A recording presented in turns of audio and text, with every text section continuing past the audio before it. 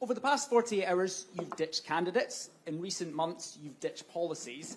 How can Scots be confident you won't ditch these first steps when they no longer suit you? Those first steps are fully funded, fully costed, fully set out, and what a game changer they would be. Great British Energy. You saw Sir Patrick Vallance, who's gone through our plans, validated our plans. This is the man who advised the government during the pandemic, literally saved lives, and was one of the main drivers of the vaccine task force. He has said how credible this plan is, what a difference it would make. These are serious propositions about changing Scotland and changing Britain for the future. I'm absolutely sure that they'll make a massive difference here across Scotland. Thank you very much. Carl from ITV. Thank you, Sir Keir. Angela Rayner, down here on the front row, says that Diane Abbott should be allowed to stand if she wants to. Anas Sarwar, standing beside you, says he agrees with Angela Rayner. Do you agree with them, or are you sticking to the line that no decision has been taken? Well, no decision has been taken, so that's the factual position. No decision to bar Diane. Obviously, she's got the whip back, and she's been a trailblazer for many years. But the fact remains, no decision has been taken. Thank you, Carl. Tamara from Sky. Tamara Cohen, Sky News. Sir Keir, unions that back your party say this energy policy is a ban without a plan because it won't create as many jobs as may end up on the scrap heap. Are you worried it will lose you votes here in Scotland, which is so crucial to a Labour victory? Look, I've been very, very clear when it comes to the transition that we're not turning off the taps. Oil and gas will be part of the mix for many years. We're not revoking any licences. But a transition is coming. And when Ed and I went to Aberdeen with Anas just a few months ago to talk to the workforce, of course, to talk to the unions, to talk to the energy sector, everybody knows the transition is coming. Everybody's working towards that transition. The investment is already beginning in that transition. Thought is being given about that carbon capture and how the same skills and pipelines could be used. The worst thing we could do now is do what Rishi Sunak is doing and put our head in the sand and pretend it's not happening. And I'll tell you for why. That's what happened when coal was coming to an end. And we are still paying the price in communities across the whole of Scotland and across the whole of the United Kingdom. I'm not prepared to let that ever happen under a future Labour government. This is about the next generation of jobs and the generation after that, because I'm never going to allow a transition to happen which hasn't been planned for. So yes, we want to make sure we guarantee those jobs. We create even more jobs for the future, and jobs that are lasted, not just 10 years or 20 years, but, decades and decades and decades to come. The worst thing we can do is put our head in the sand, because that is exactly what the Prime Minister is doing. Anas. Can I just add to that? Look, I can understand why workers in the North East who have heard 14 years of promises from the Conservatives that have been broken and 17 years of promises from the SNP that have been broken, being really nervous about what happens next. And that's why it's really crucial that we demonstrate that we understand the transition needs to happen. We're all agreed on that. But we work together in collaboration. And as Keir has said, and I'm saying it directly to people in the oil and gas sector, renewable sector right now, there will be no turning off the tap. There will be no cliff edge. Oil and gas will play a significant role for decades to come, partly because it's the right thing for us to do. We have to protect jobs. But also, if we are to get the scale of investment required, we need the oil and gas giants to be part of that investment as we push them towards that renewable future. That's a joint-up plan that is good for Aberdeen, good for the North East, good for Scotland and good for the UK, and one that UK Labour government will deliver. Thank you. Chris, GB News. Chris Hope, GB News. Sir Keir Starmer, is convicted criminal Donald Trump a man you can do business with if you're Prime Minister in 5 weeks' time? And on your Green announcement today, what if the wind stops blowing? Will the lights turn off? Chris, on the... obviously, first and foremost, we respect the court's decision in relation to the decision in the Trump case. There's sentencing still to go and possible appeals, but we, respect the court process. In the end, it is for the American people to decide who they want to elect as their president. And if we're privileged enough to come into government, we will work with whoever is elected President of the United Kingdom. That's what you would expect. We have a special relationship with the US that transcends whoever the president is. But it is an unprecedented situation. There's no doubt about that. And there's a long way yet to go, I think, in relation to what happens next. Thank you, Chris. And on the question of wind, look, it's always going to be a mix of renewables for the future. You know, solar, offshore wind, nuclear, hydrogen, they're all part of the mix. But the important thing is this: oil and gas is running out. It isn't going to last forever. We can't ignore that. The transition to renewables is where the sector is. If you go to Aberdeen and talk to the sector, they are talking about the investment they need to put in renewables. It's cheaper. It gives us energy security, because oil and gas is sold onto the international market. We don't control the price, and hence, proof of that, if you needed it, was when Ukraine was invaded, our prices went up. If we had control of our prices, that wouldn't have happened.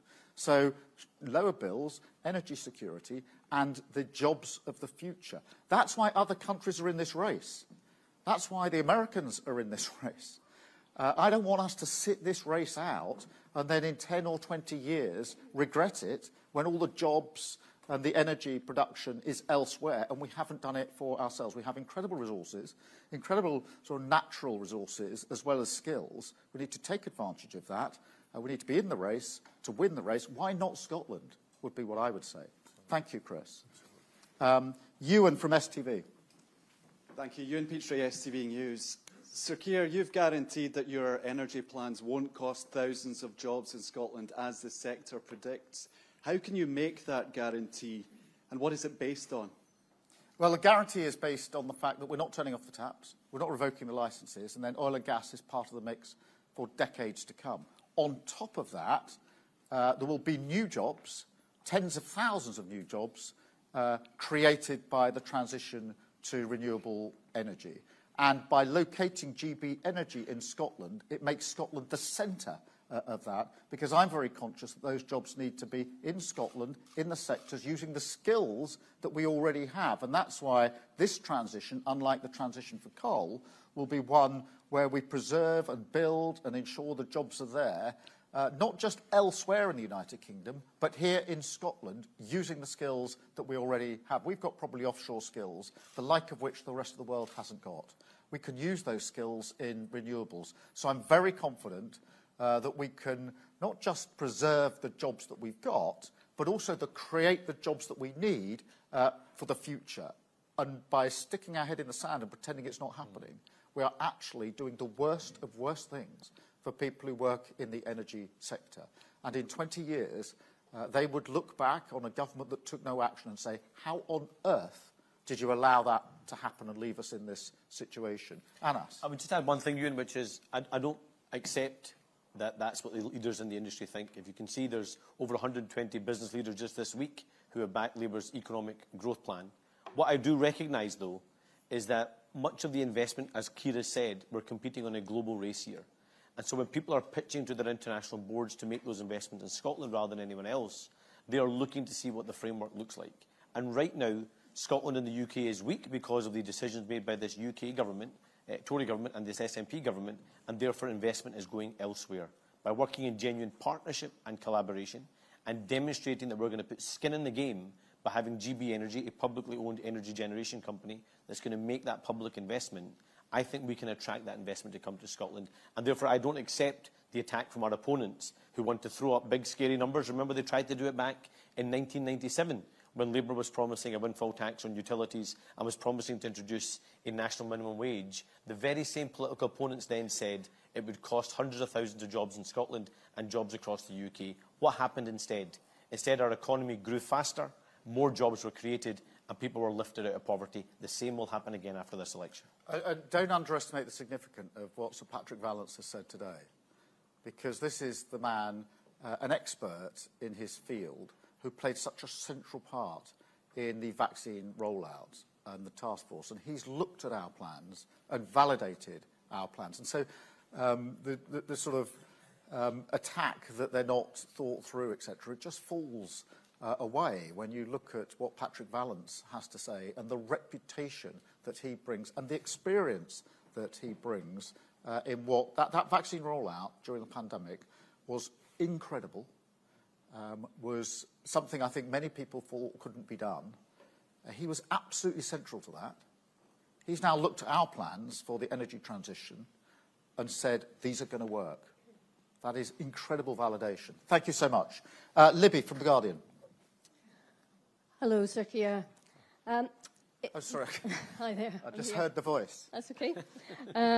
We've got Martin Ford-Casey in The Guardian this morning talking about his concerns that the Labour Party is underestimating how its treatment of Diane Abbott and Faiza Shaheen is impacting voters, warning that it's leaving some black voters feeling they don't have a political home. What's your response to that? I would say we've got fantastic candidates across the country, including many black candidates, leading candidates. I'm very proud of the team that we put on the pitch. The choice at this election is a very clear choice. There's only going to be one of two outcomes. We're either going to get more of the chaos and division under the Tories, or we're going to turn a page with Labour.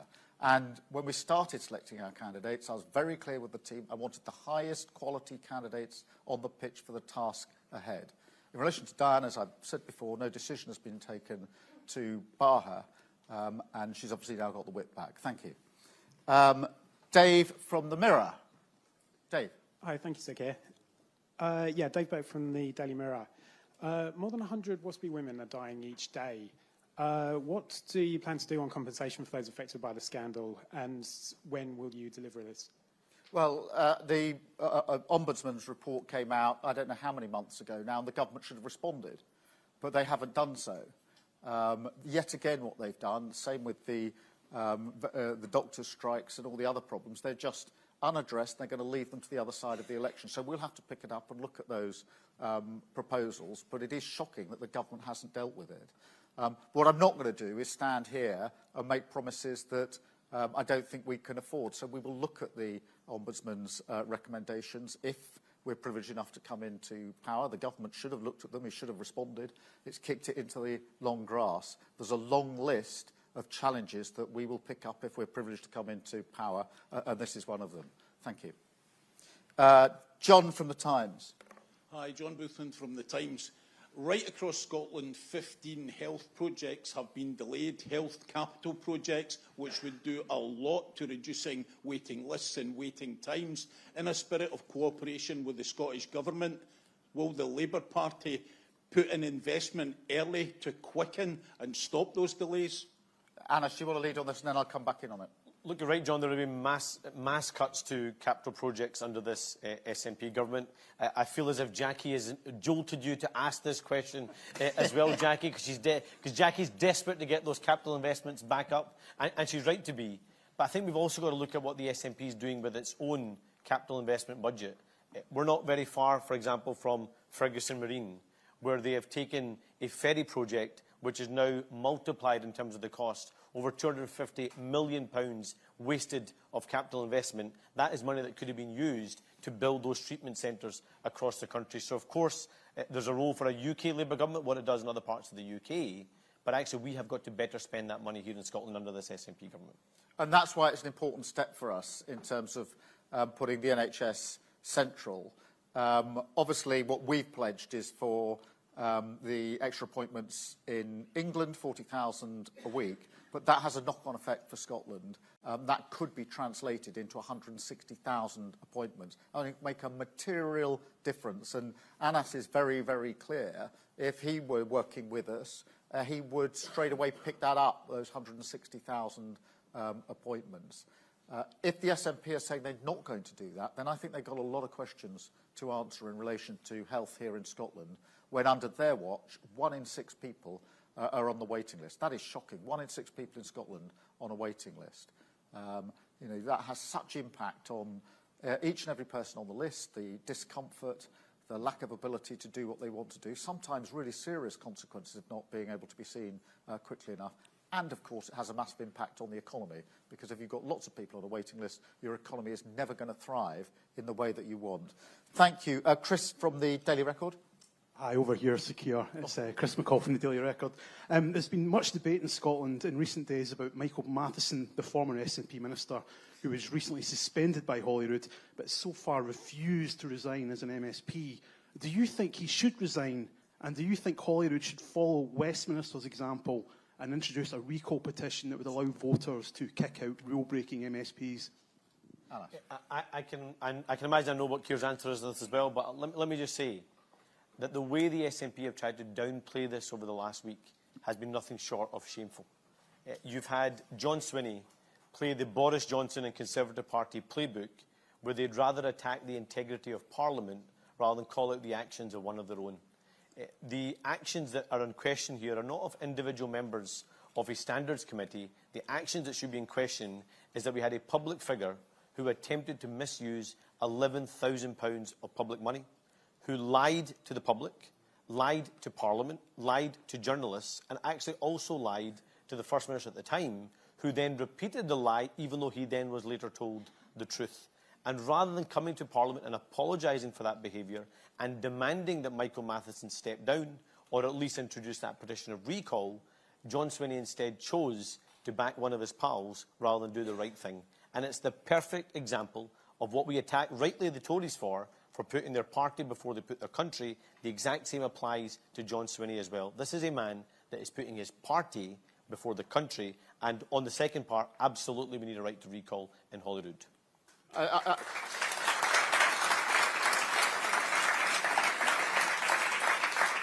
I'd simply add that the parallels with the Tories and the SNP are very striking now. You've got chaos and division, both in Westminster and with the SNP. You've got unelected leader after unelected leader in Westminster and with the SNP. And now on standards in public life, you've got the SNP picking up the Boris Johnson playbook. I mean, that's how striking the examples are. So, of course, as Anna says, there should be a recall petition. It's worked well in our Parliament, and we've had a number of by-elections, which we've very much enjoyed. Including Michael's. We have Michael Shanks here. Chloe from the I. Thank you. Chloe Chaplin from the I newspaper. You said today you want to get working on Great British Energy within months. Can you be more specific and confirm to voters if it will be fully up and running within a year? And just on Diane Abbott, will she get a decision on her candidacy today? Look, on GB Energy, we can get going on this straight away and set it up. We've got advanced plans to do so. And I know that without being complacent, we have to be ready to hit the ground running, prepared for government. So we will pick that up, we will run with it from day one, and we will certainly, after the first year, be in a position to show the real difference that it is capable of making. And that's why our plans are not going to be begun on day one of a Labour government. They're already begun. What I want them to do on day one of a Labour government is to be implemented. I mean, on Diane, I don't think there's much I can add to what I've said. No decision's been taken to bar her. She's got the whip back, and the NEC will take a decision. Thank you. Andrew from the Herald. Hi, Sir Keir. Andrew Lemon from the Herald. We got the logo for Great British Energy. I think we've got the website being launched today as well, but we still don't know where it's going to be. Why are you not telling us where it's going to be? Is it because there's not really any votes for you to win in the North East at this election? Are you holding off to next year, give Anna a wee boost for the Holyrood election? Look, I tell you, it will be in Scotland, that is for sure. That decision is taken. The website is up and running, which is, really important. I've been to Scotland, as I say, many, many times in the last couple of years. Almost everywhere I go in Scotland, I get the question from wherever I am to say, why shouldn't it be based here? But no decision has been taken. This morning, is he? We will take it. But the energy sector is obviously very important to Scotland, centred in Aberdeen. So that makes a powerful case. But we haven't decided. We will make a decision about it. But it will definitely be here in Scotland. That's a major, I think it's a sort of a down payment, I hope, on the way that we will work together with Scotland, because I think one of the damaging things of the last few years has been the conflict between the Westminster government and the government here in Scotland, trying to fight with each other, argue with each other, not being able to work together because both parties are putting their party first and not Scotland first. I want to change that. I want to make sure that actually the Westminster government and the Scottish government work together, delivering for Scotland. That is why the vote is so important, because at the heart of that, if people vote Labour here in Scotland, we'll have Scottish Labour MPs sitting on the government benches, making sure that we're delivering for Scotland. That's my ambition. I think it's a real game changer for Scotland if we can get that over the line. And that's why I say, if you want change, you have to vote for change. And this is a real chance at this election to do so. Thank you so much. David from The Scotsman. David. Thank you. David Ball from The Scotsman. Scotland's in the middle of a drugs death crisis. Inverclyde in particular has been very badly affected. Will you work with the Scottish Government and bring about some of those reforms that they've been calling for Westminster to provide for years, to treat the crisis more of a health emergency rather than to criminalise people? Can I just say, first of all, on that, David, absolutely this is a health emergency. One thing that we cannot escape from is that we have the exact same drugs laws in every part of the UK, but we have 3 times the number of drug deaths here in Scotland. And frankly, I find it really shameful that the SNP want to use that emergency, where people are losing their lives every single day, as another grievance tool between Scotland and the UK. I'll tell you how we can address the drug death crisis. Of course, partly it's safe consumption, which is a pilot's happening already. But actually, we need to reverse the cuts to the alcohol and drug partnerships. We have to get more investment in the rehabilitation beds that have been promised by the SNP and not delivered. And we've got to make sure we're supporting those communities around, for example, family breakdown, those that have mental health crises, lack of access to employment, lack of access to adequate levels of housing, and we now have a housing emergency here in Scotland. So let's not turn this into a constitutional fight. Let's instead have government action to change people's lives so we can address that drugs emergency. So the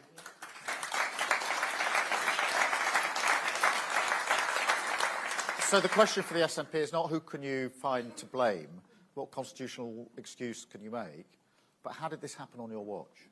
How did this get so bad on your watch? It's shocking to see the statistics and the human beings that are behind those statistics. How did this happen on their watch? And if they concentrated on that question, we'd all be a lot better off. Thank you so much. Sophia from The Sun. Sophia. Hiya, thank you, Sir Keir. There are some reports this morning suggesting that you flew here on a private jet. Is that true? And just very, very quickly, you worked with Diane Abbott for a long time, very closely on the same team. When did you personally last speak to her? So far as the travel is concerned, yes, we did use a private jet because we needed to get very quickly to Scotland from Wales yesterday, and we have to use the most efficient form of transport in the middle of a very, very busy general election campaign. We offset the carbon. We always do whenever we use transport in the air. So that's the approach we're taking. But it is a practical situation in a busy. We've got 5 weeks to take our argument to the country. I need to get across the country to speak to as many people as possible. And from time to time, we have to do it as efficiently as possible. But yes, we do offset it. In relation to Diane, I think I spoke to her a few weeks ago, maybe a few months ago, in the Commons. Thank you. Matthew from The Economist. Thank you, Sir Keir. Matthew Holhurst from The Economist. There's a poll in The Scotsman today that shows that even though Labour's polling is up, still 48% of Scots support independence. Now, can you be clear? Is it your goal and your expectation for that sustained level of support for independence to have fallen after 5 years of a Labour government under the change that you're setting out? Or do you see this as a prospective UK Prime Minister as an immovable fact of Scottish politics that you simply have to navigate? What I would first say is that I do understand the sentiment that leads a number of people to say, after 14 years of being shackled to this Tory government in Westminster, we'd be better off out. I do understand why people are driven to that conclusion after 14 years of chaos, division, going nowhere, not delivering for Scotland. This election has the potential to be a game changer.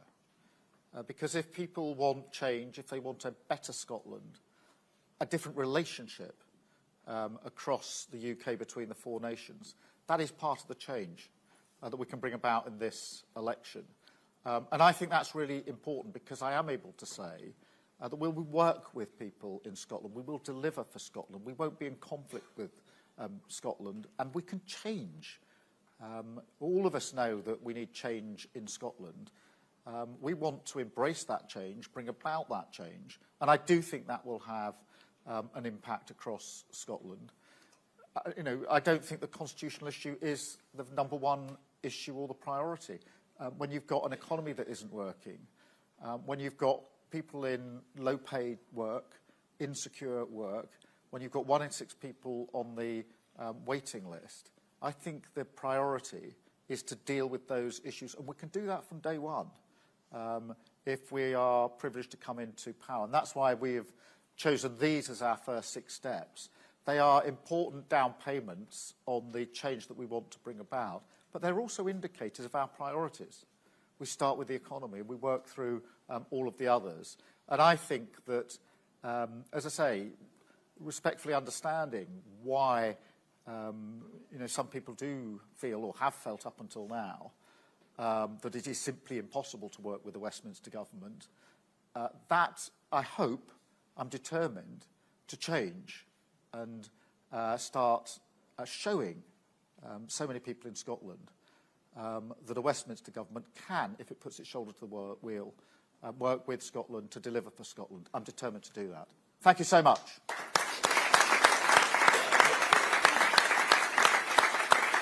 Thank you all very much. Thank you for coming this morning. Really lovely to see you. Thank you for your warm welcome. Thank you.